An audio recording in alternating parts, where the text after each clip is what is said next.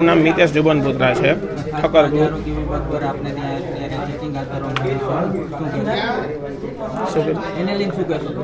બસ અમને ફરાળી પેટીસ બનાવીએ છીએ જેનું ચેકિંગ આવ્યું છે અને એમાં અમે કઈ વસ્તુ યુઝ કરી છે એનું ચેકિંગ કરે છે। અમે બધી ફરાળી વસ્તુ યુઝ કરીએ છીએ। હું 5 વર્ષથી પેટીસનું કામકાજ કરું છું। દર શ્રાવણ માસમાં બનાવું છું।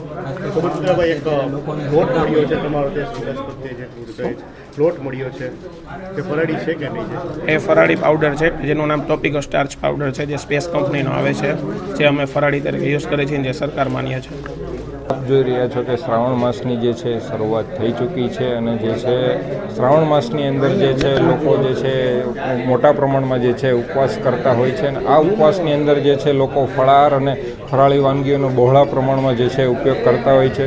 તો ખાસ તેને અનુલક્ષીને અમારી ટીમ દ્વારા જે છે રાજકોટમાં વિવિધ જગ્યાએ જે ફરાળી વાનગીઓ જે બનાવવામાં આવતી છે તેની અંદર હાલ જે છે સઘન ચેકિંગ હાથ ધરવામાં આવી રહ્યું છે। તો તેમાં આપ જોઈ શકો છો કે જે છે ફરાળી પેટીસ છે, બીજી ફરાળી વાનગીઓ છે, તેનો જે છે લોકો બહોળા પ્રમાણમાં જે છે ઉપયોગ કરતા હોય છે। તો તેને અનુલક્ષીને હાલ જે છે અહીંયા ફરાળી પેટીસ જે ઘરની અંદર બનાવવામાં આવી રહી છે તો ત્યાં ચેકિંગ હાથ ધરવામાં આવી રહ્યું છે અને ત્યાં જોઈ શકો છો કે ફરાળી પેટીસની અંદર જે છે લેભાગુ તત્વો દ્વારા જે છે તેની અંદર મિશ્રણ કરીને લોકોની લાગણીઓ દુભાવતા હોય છે। તો ખાસ આની અંદર જે છે ટેપિયોકા સ્ટાર્ચની જગ્યાએ તે લોકો જે છે મકાઈનો લોટ અથવા તો તપકીરના લોટનો જે છે ઉપયોગ કરતા જોવા મળતા હોય છે, પરંતુ અહીંયા આપ જોઈ શકો છો કે તે લોકો જે ટેપિયોકા સ્ટાર્ચનો જ ઉપયોગ કરી રહ્યા છે અને આ બધી જે ફરાળી પેટીસ જે છે તેલની અંદર તળવામાં આવે છે તો આપ જોઈ શકો છો કે એકને એક તેલની અંદર જે છે વારંવાર ખૂબ જ વધારે પ્રમાણમાં જે છે ફરાળી પેટીસ તળવામાં આવી રહી છે।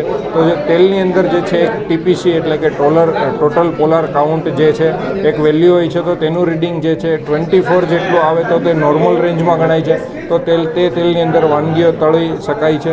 તો આપ અહીંયા જોઈ શકો છો કે ટીપીસી કાઉન્ટનું રીડિંગ લેતા અહીંયા આપણને જે છે 30 જેટલું જોવા મળેલ છે, તો જે ખરેખર છે દાજીયું તેલ કહી શકાય કે જે તેલનો બધી વાનગીઓ તળવામાં વારંવાર ઉપયોગ એક જ તેલનો થઈ રહ્યો છે, તો તેના કારણે જે છે ટીપીસી કાઉન્ટ હાઈ આવતી હોય છે અને આવા તેલની અંદર તળેલી વાનગીઓ જે છે ખાવાને કારણે જે છે લાંબા ગાળે જે આપણને છે હૃદય સંબંધિત બીમારીઓ, કોલેસ્ટ્રોલના આવી બધી બીમારીઓ જે છે આપણને થતી જોવા મળે છે।